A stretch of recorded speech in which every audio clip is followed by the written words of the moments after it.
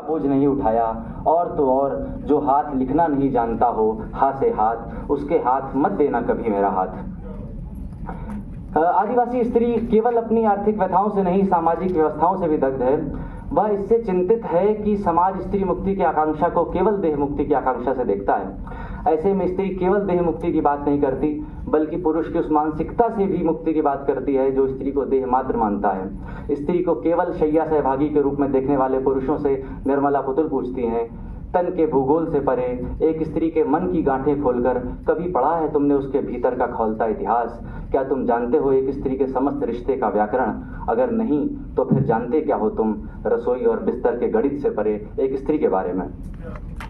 इसके सीधा राजनीतिक अंश पे आता हूँ मैं, काफ़ी बड़ा लेख है, तो इसके एक राजनीतिक अंश पे आता हूँ कि सत्ता प्रतिरोध से भयभीत होती है, इसलिए वह छोटे से छोटे प्रतिरोध का तुरंत दमन कर देना चाहती है। वह नहीं चाहती कि आदिवासी सभ्यता उसके निर्मम और भयाक्रांत कर देने वाले सत्य से रूबरू होकर प्रतिरोध का रास्ता इख्तियार करे, इसलिए वह उन्हें कृत्रिम यथार्थ में अभ्यस्त करना चाहती है। आदिवासी स्त्री उस यथार्थ को जानने के लिए किसी भी कठिन रास्ते पर चलने को तैयार है। यथार्थ को जानने का रास्ता तो सरल और निष्कंटक नहीं ही होता, पुनः उस रास्ते पर जूते पहनकर भी नहीं चला जा सकता। मेरे नंगे पैर देखकर उन्हें बहुत तरस आया।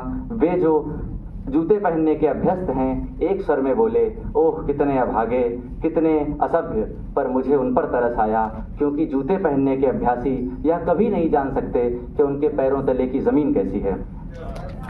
और निष्कर्ष पे आता हूँ मैं कि निष्कर्ष रूप में हम कह सकते हैं कि इन कविताओं में आदिवासी स्त्री की अस्मिता की खोज के मौलिक और सशक्त स्वर सुनाई देते हैं। साथ ही इन कविताओं में स्त्रियों के विरुद्ध हो रहे अन्याय, अत्याचार के विरुद्ध विद्रोह के स्वर भी मुखरित हैं। प्रकृति आदिवासी संस्कृति के लिए पोष्य और प्रेरक रही है। प्रकृति ने सदैव अपनी रमणीयता के लिए परिवर्तन को अंगीकार किया है।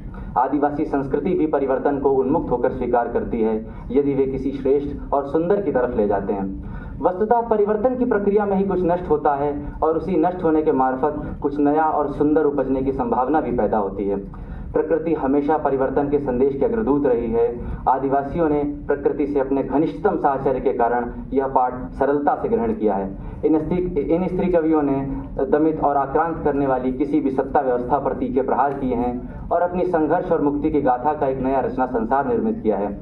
यही कारण है कि आदिवासी स्त्री कविता इस परिवर्तन को लेकर आश्वस्त, उत्सुक और आशावान है। उनके लिए एक उत्सव है लड़ाई। वे लड़ते हुए नाचते हैं और नाचते हुए लड़ते हैं। पर हरे पेड़ों से सूखी पत्तियों के अलग होने का मौसम आ गया है। जंगल बुहारने का समय है। सूखी पत्तियों पर लगाकर आग, करना होगा जंगल साफ। यह